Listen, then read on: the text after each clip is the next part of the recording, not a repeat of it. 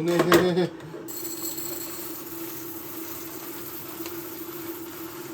こいつも入れないといけないかな。うわ、やば。ああ。今日は初めてこの粉からエスプレッソを入れてみたいと思います。今までは、なんて言うんでしょうね、ドリップバッグだったかなみたいな。個包装されてて、これ専用のやつ、これになんか、はめ込むだけでエスプレッソが抽出できるみたいなのが、このコーヒーメーカー買った時についてきたんで、それ使ってたんですけれども、それがなくなったので、豆でやってみます。で、豆でやるときは、こっちになるみたいですね。この、変わるみたいです。この、使う器具が。で、こいつね、なんていう部品かちょっとわかんないけど、こいつを、こうはめて、で、豆を引かないと。これ 10g ですね。結構細かく引いた方がいいんですかね、エスプレッソだから。はい、おー、めっちゃ細かくなった。で、そしたら、ここに、めっちゃこぼれる。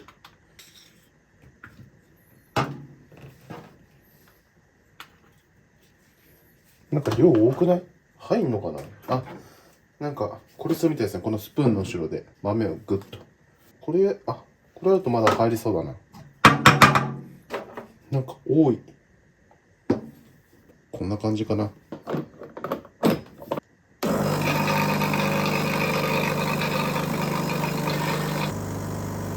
おー、来た来た来た来た。いいっすね。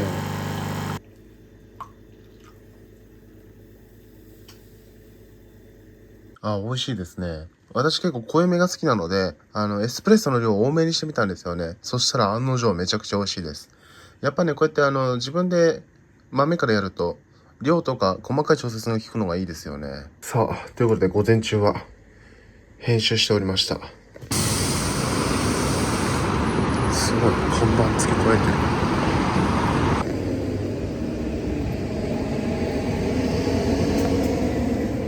こういうの気になってるんですよね。油が下に行くタイプのホットプレートみたいな。こういうので肉焼くと普通の鉄板より美味しいんでしょうかね。やっぱ下に油が行くからちょっと気になってる。このぐらいのサイズでいいかもな。やっぱいいですよ。普通にホットプレートで肉焼くとなんかべちゃべちゃになっちゃうから、下に油が逃げてくれるのは美味しいだろうし、結構ヘルシーになりそう。どうなんでしょうかね。そしてこのソーダストリームとかもちょっと気になる。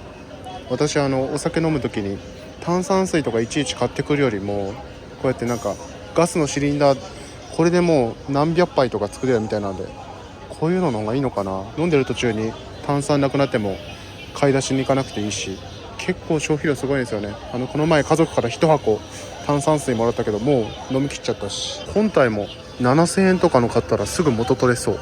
最近このね、ロピアがお酒すごい安いことを気づいて、このいつも飲んでるウイスキーとか700円で売ってるんですよ。でも何より仙台駅前から離れずに買い物できるっていうのがいいですよね。ほら、これいつも飲んでるレモンサワーなんて500円、100円から200円ぐらい安い。ほら、そしてこんな大きいピーナッツ、これ300円ですよ。ちょっとロピア神かもしれない。分かった、みんなこの500円のピザを求めてきてんだ。この大きさで500円で確かにすごい。今度買ってこう。いやでもこの時間失敗したかも。レジが大行列。いつもだったら2000円ぐらいいくんじゃないかっていう量で、なんと1400円だった。安すぎ。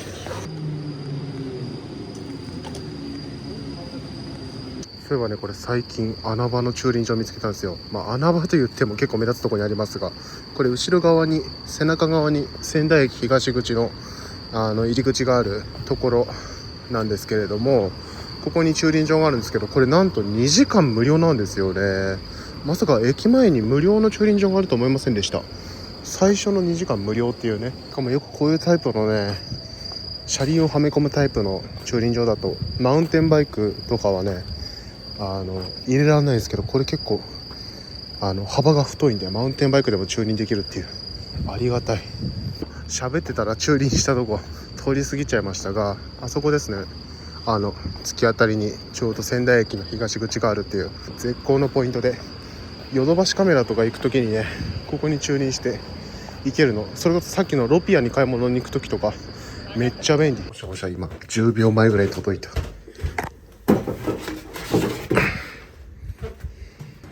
ちょうど車。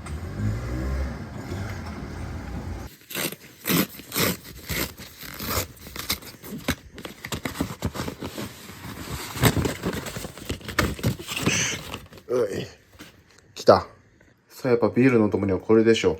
ポップコーン。これ地元で買ってきたやつですね。全然おつまみうちに今なくて、あ、やばい。どうしようかなと思ってたら、ポップコーンがこうギリギリちょっと余ってたので、これ食べます。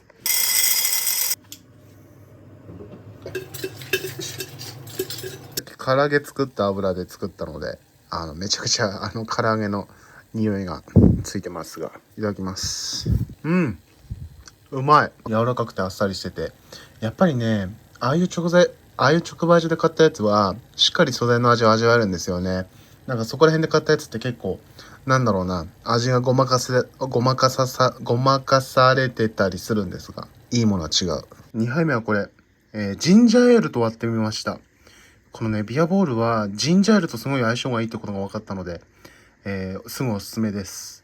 普通に炭酸水と割ると普通のビールみたいな感じになるんですけれども、ジンジャーエールで割るとね、こう普通のビールとは違う風味が味わえるので、普通のビールではできないことですよね。なので、ビアボールでしかできないような、ことだと思うので、おすすめです。うん。すごいうまい。このビールの刺激とジンジャーエールのパンチが合わさって、すごいいい感じになるんですよね。今日はこのソファーのカバーを洗濯しました。今ここで乾かしてますね。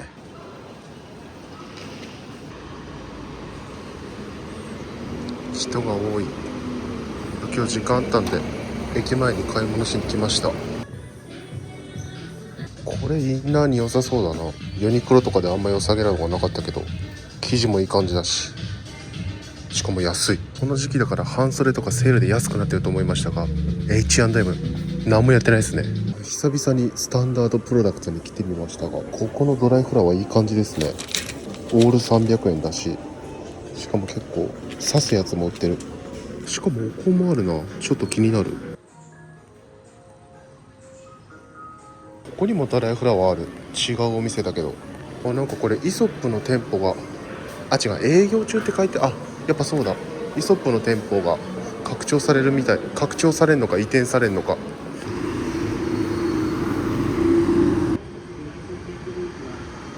なんかこの建物、なんかこの囲いができましたけど、そしてなんかネット張ってあるけど取り壊し始まるんですかね。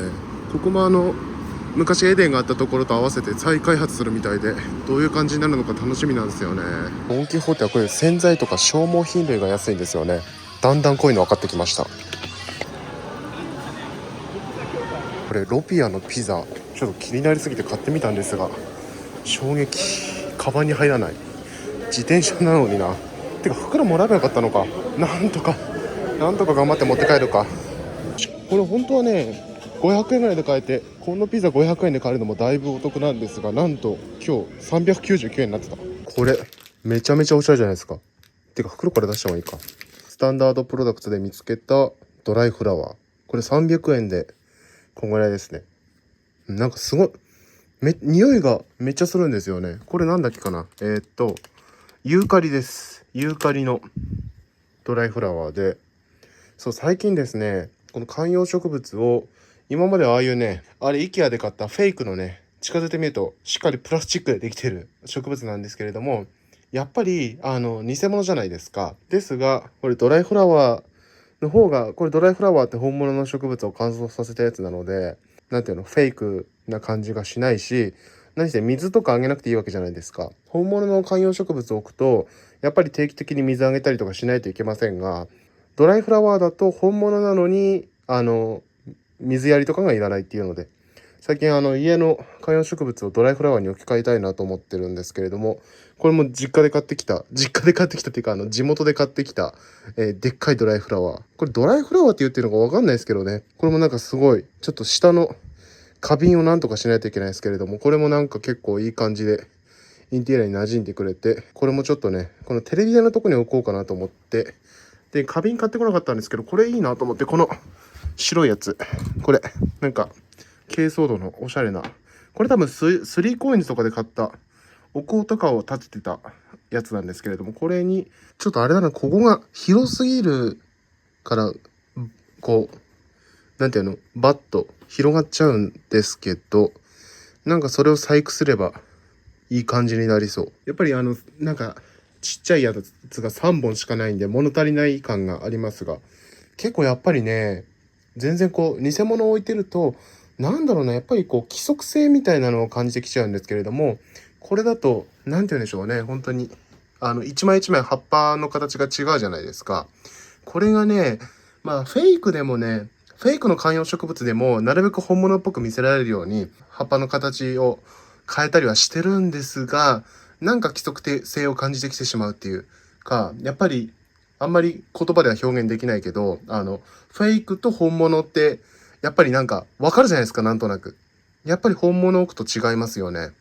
これあれですね、もうちょっと下の花瓶とかをアップグレードさせて、あと何個か。もうこれで300円なんでね、もっといっぱい買ってくるといいかもしれないですね。あとこれもスタンダードプロダクツで買ったんですけど、なんか、これ革靴用のやつだと思うんですけど、まあその革製品とかこのなんかスポンジみたいなのが中に入ってて、これでこするだけでなんかこうお手入れができて、なんか光沢が戻ったりとか、なんか長持ちしたりするらしいので、これね、このノースフェイスのバックパック、ちょっと黒ばっかで見づらいんですが、ここの部分に革が使われてるし、この取っ手とかも革だし、この下の部分、この帯状のものも革なんですよね。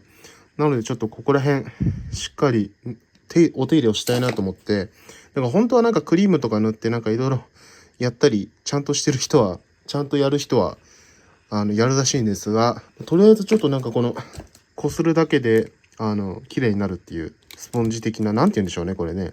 やっぱスポンジでいいのかを買ってきてみました。これ200円でしたね。こんな感じで本当にこするだけでいいみたいですね。でもやる前にホコリとか落とさないと傷つくよって書いてあります。でちょっとやってみましょう。ビフォーがこんな感じですね。どんだけツヤが出るのか。すごっ、こんな変わるもんなの。めっちゃ、今左半分少しやってみましたけど、これほら、この部分全然ツヤが違うのがお分かりいただけますよね。全然違うじゃん。これすごくないですか？全然光沢が違う。ピカピカ。この持ち手のとことかもすげえ、なんか新品の時よりもピカピカになった気がしますね。新品の時からやっといた方が良かったのかもしれないですけれども、いやすごっ、ピカピカ。おお、このノースフェイスのロゴもより目立つようになったし、いいね。じゃあこのロピアのピザ食べてみようかな。でかっ、めっちゃでかいんですよね。これスーパーに売ってるようなピザってだいたい結構ね、ちっちゃかったりとか薄かったりするんですけど、これしっかりでかくて、見た感じ結構厚さもある気がするんですよね。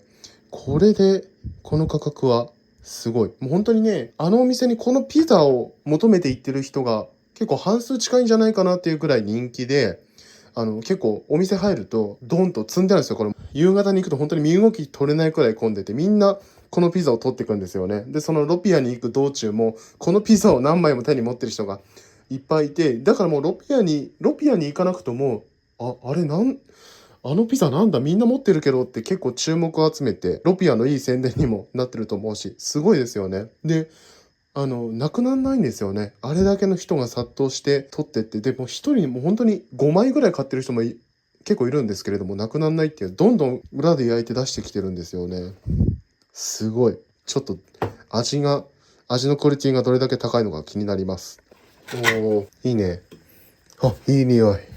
焼きたてじゃないのにいい匂い。このね、耳の部分が違いますよね。なんか本当になんていうの、本格的ピザって感じで、耳が分厚い。そこら辺の冷凍ピザとは違う。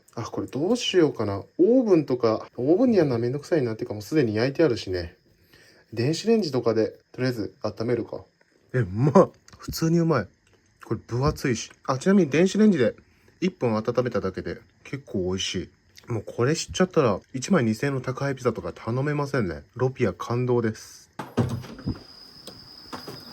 さあ、毎月1日恒例の丸亀うどんの釜揚げうどん半額に来ました。わざとね、閉店1時間前10時までやってるんですけど、遅い時間に来るとね、結構比較的空いてることが多くて、この前ね9時半ぐらいに行ったらもうラストオーダーで終わりって言われちゃったので、でも7時8時台だと混んでると思うんで9時に来てみたんですが、今ちょっとちらっと見えましたけど普通に並んでるダメだなこれは。もうしょうがないんで買い出しして帰ります。そう、これこの前家族にスライサーもらったので、今度から元から刻んであるネギ買わなくても長いネギ買ってきて自分でこうやってできるかなと思ったんですけど、まあ確かにできるっちゃできるんですけれども、これうまくできない。なんていうの、こう破片ができてきたりとか、全然うまくできない。そしてめちゃくちゃ目が痛い。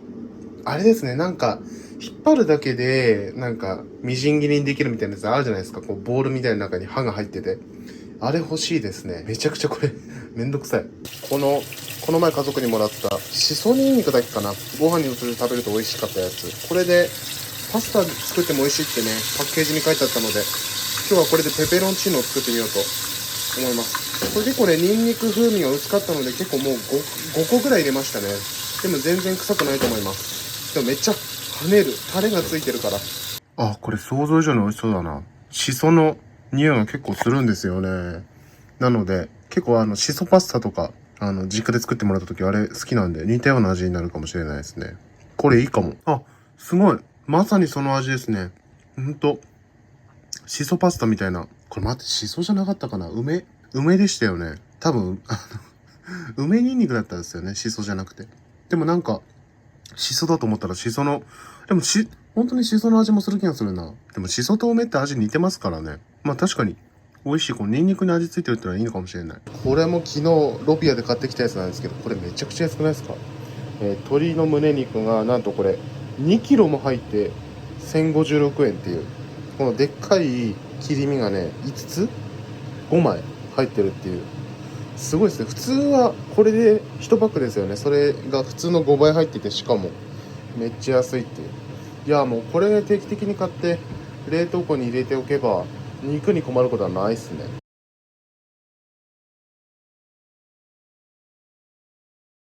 さあ、ということで、鶏肉 1.7 キロなんとか冷凍し終わったので寝ます。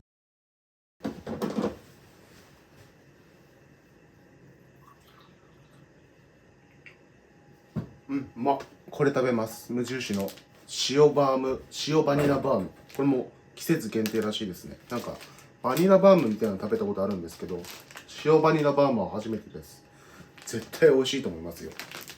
ハーフサイズのバームクーヘンみたいなの売ってるんですけど、味が限られちゃうんで、うまい。なんか控えめなバニラ味っていう感じで、確かに塩気も感じれるし美味しい。うまい。お、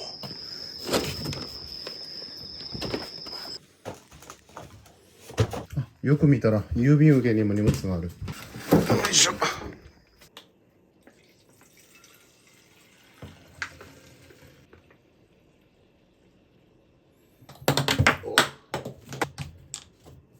これ昨日見つけて買ってきたんですけれども、めちゃくちゃ美味しそうじゃないですか。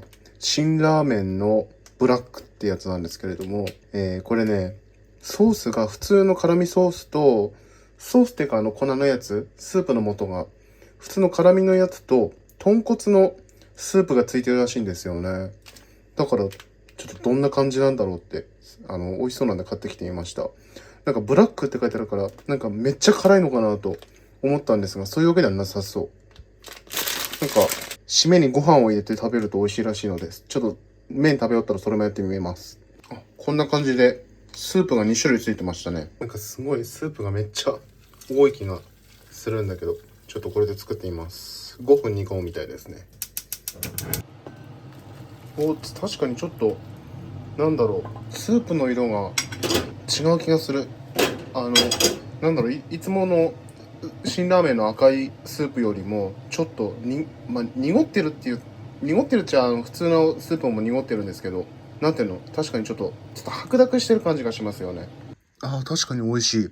本当に辛ラーメンのスープと豚骨スープ混ぜたみたいな感じで、結構豚骨でその辛ラーメンの辛いスープが結構マイルドになっててすごい食べやすい。残り10に米入れてみたらめちゃくちゃ美味しいですね。確かに味は少し薄くなるんですけれども、辛味とかも薄くなって食べやすい。もうこれ辛ラーメンの中で一番あっさりしてる気がしますね。さあ、開封ですよ。はい。これは、なんか納品書的なやつかな、これは。これはお香ですね。も毎度おなじみ HEM というところの、お香。これね、私お香がすごい好きで1日何本も炊いてるんですけど、この HEM というところのサンダルで多分木ですよねのお香。これが、この箱が6セット入ってて、で、1箱あたりなんと20本入ってるんですよね。なので、120本入ってます。これでね、1000円しないんですよね。本当に、800円、900円ぐらいですごいお得。ドンキホーテで、なんだっけかな、3箱で500円とかで売ってるんですよね。で、まあ、それもいいんですけれども、まとめ買いの方が、でもどうなんだろう、そんな値段変わんないのかな。ドンキホーテでも十分安かったかもしれないですけれども、でも、アマゾンで買うと、こんな感じでね、いっぱい入ってきちゃって、120本同じ匂いのお香が来るっていうね。まあ、これ、すごい好きな匂いなので、何本あってもいいんですが、たまに、なんか試してみたくなった時は、そういうドン・キホーテとか、そういうなんかセレクトショップ的なところに行って買ってくるのかといいかなと思うんですけれども、このサンダルっていう匂いはね、まあお香好きな人だったら定番だと思うんですけど、自分もすごい好きな匂いなので、ね、まとめ買いしました。こんな感じ。なんか、これ前もついてた気がするな。このココナッツの匂いの、あれです、テスターというか、サンプルですね。ココナッツもね、前買ってみたことあって、すごい甘い匂いでね、確かになんかココナッツっぽい、南国っぽい匂いだったんですが、たまにでいいかなっていう感じの匂いでしたね。何本入ってんだろうな。取り出すね。まあいいや。何本入ってんだろうな。ちょっとわかりません。ココナッツのサンプルが入ってました。で、6セットありまして、お買い上げいただきありがとうございます。袋っていうか、この箱開けてないのに、匂いがすごい。ということで、まず、1品目は、お香でした。じゃあ、これ。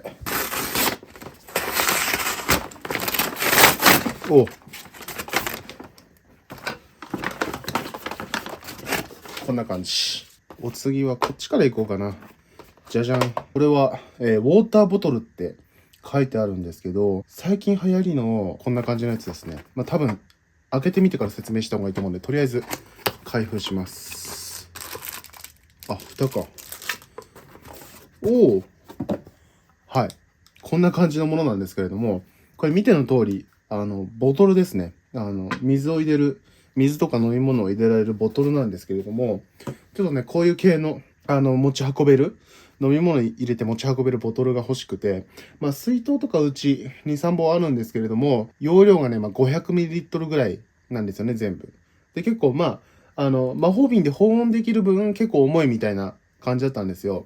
でも、その保温性能とかいらないから、極限まで軽くて、で、さらに容量が大きいもの、もう1リットルぐらい入るものが欲しいなと思って、これを買ってみました。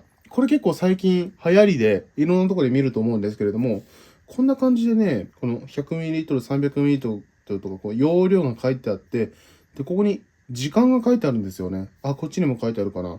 ここ、最大 900ml 入るみたいなんですけれども、ここに、8am、9am、10am って書いてあるんですけれども、これですね、900ml のところまで水が入ってるとすると、午前8時にここまで飲んでくださいよって。で、次、午前9時になったらここまで飲んでね、みたいな。で、10時になったらここまで、みたいな。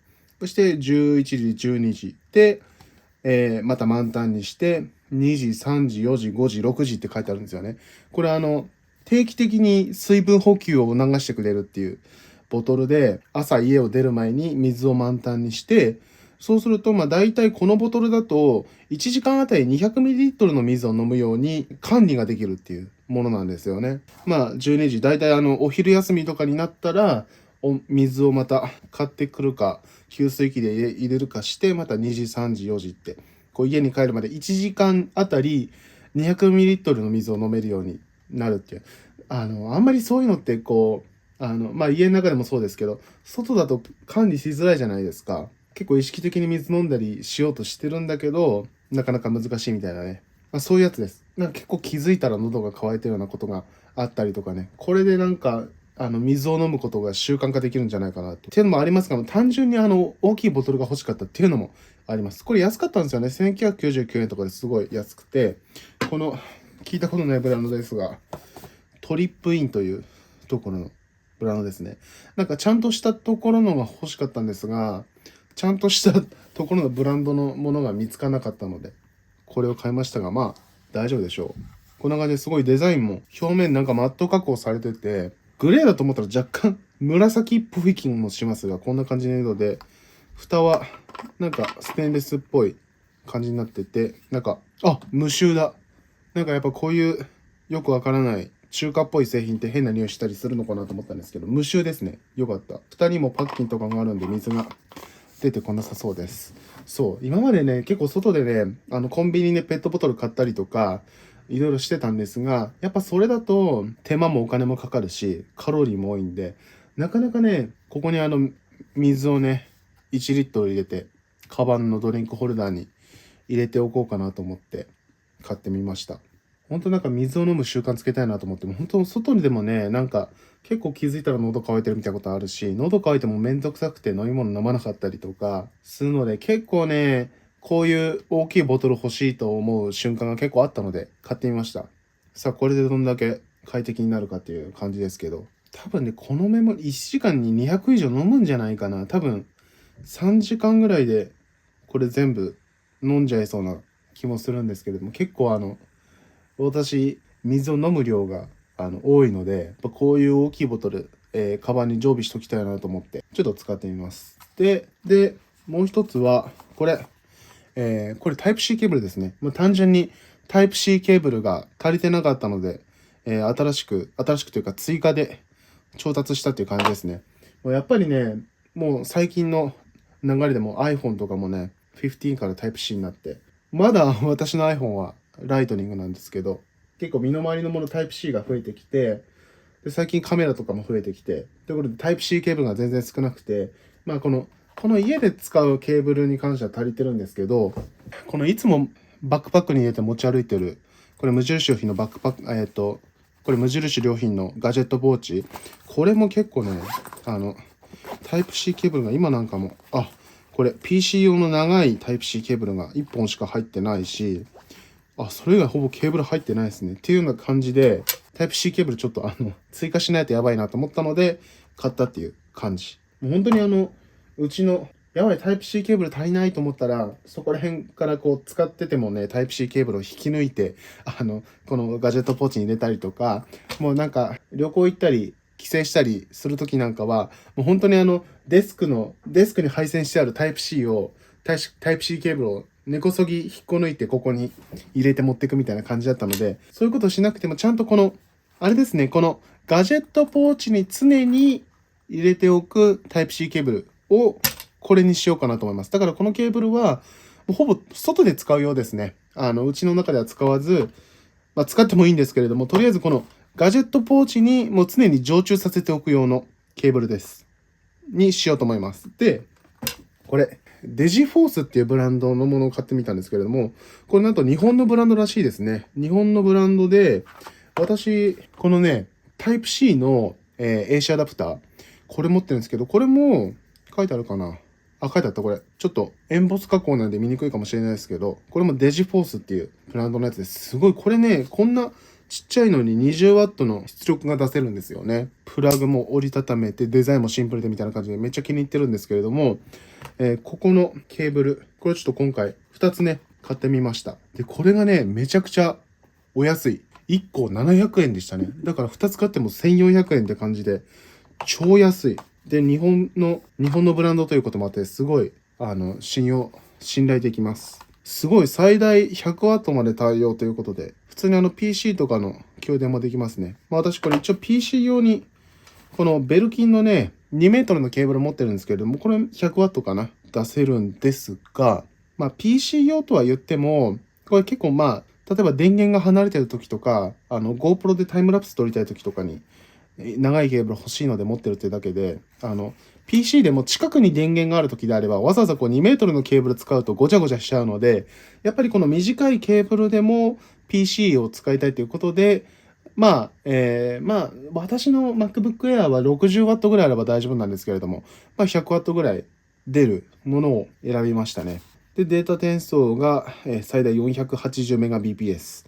で、パワーデリバリーにも対応してて、eMicer っていうのを搭載してるみたいですね。これなんだろうな、なんか部品ですかね。なんか安全装置みたいなやつかな。かもしんないな。入ってるって書いてあります。カッターがなくなっちゃった。どこ行った？カッターがあった。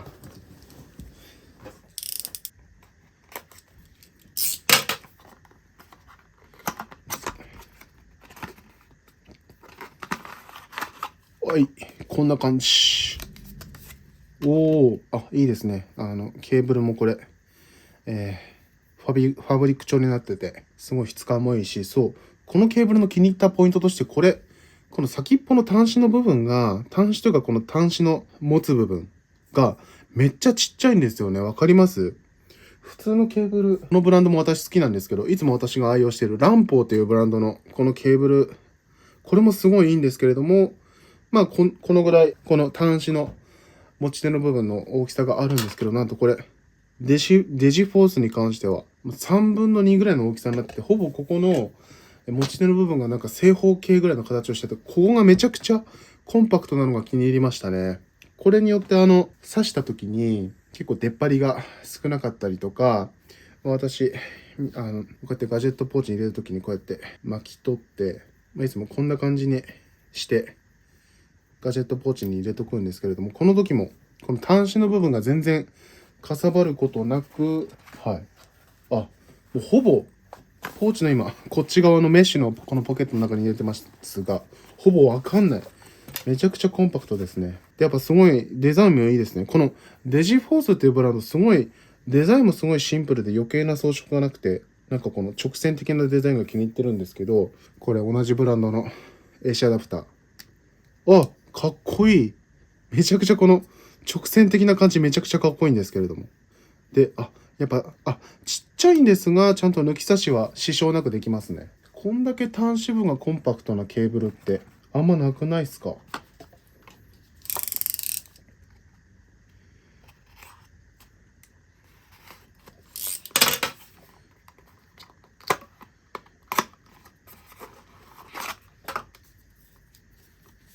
はい。こんな感じですね。ちょうどこのね、箱から出てきた時にもともとこう、癖がついてるんですけど、このケーブルに。ちょうどこの大きさが、私のこの無印良品のガジェットポーチにちょうど合うんですよね。今ここに、うまく見えるかな？このメッシュのポーチのところにこのケーブル2つ入れましたが、全然、これ完璧じゃん。これめちゃくちゃおすすめです。デジフォースの1メートルの、USB ケーブル。もうこれはもう本当にコンパクトなんで、もう常にもうこのガジェットポーチに常駐させておくっていう使い方をしようと思います。実はですよ、この家、あんまり動画で紹介したことないんですけど、なんと床下収納がついてて、じゃじゃん。全然使ってないですが、なんとここに水のペットボトルが入ってるんですよ、これ。イロハスのペットボトル。これね、もう、ここに引っ越してくる時に買ったやつ。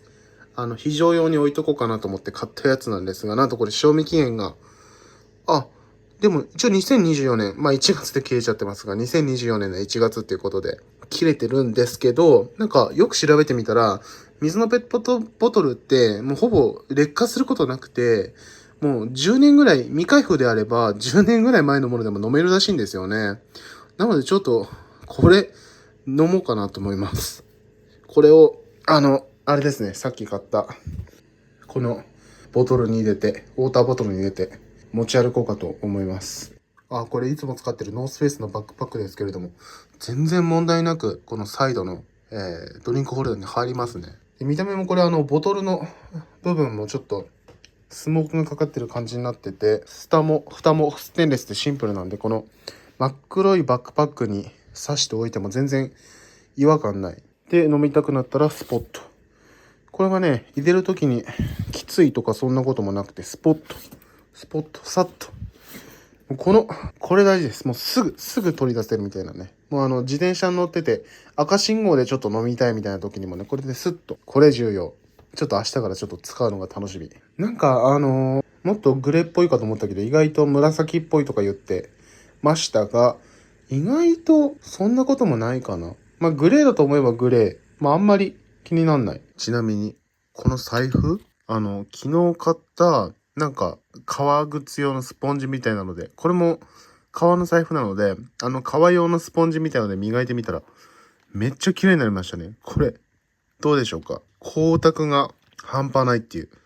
この財布でも本当に、多分あれですね、一人暮らし始める前の本当に、2021年とかに買った財布なんですけれども、光沢が復活して、すごいいい感じに復活しましたね。で、この表の素材も、ちなみにこれ、ちょっとエンボス加工が入ってるんですが、リーの財布ですね。表はね、なんだろうな、ちょっと毛が立ってるタイプの革というか、ちょっとあんまり詳しくないんでわかんないですが、そういう素材なんですけども、ここにも塗ってみたらめちゃくちゃこうテカテカになって、いい感じになりました。どうでしょうか。やっぱり革の財布ってやっぱ使ってくごとにこう、味が出てきてすごいいいですよね。新品の時が一番かっこいいとも限らず、使ってって少しボロボロになってったくらいが一番かっこいいみたいなのありますよね。この財布めちゃくちゃ気に入ってて、もう手放せない感じ。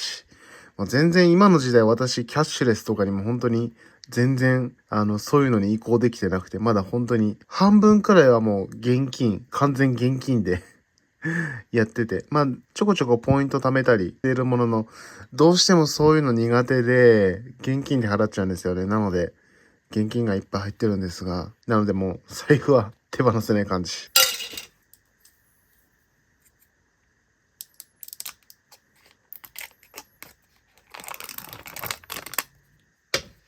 おお、この瞬間めちゃくちゃ気持ちいい。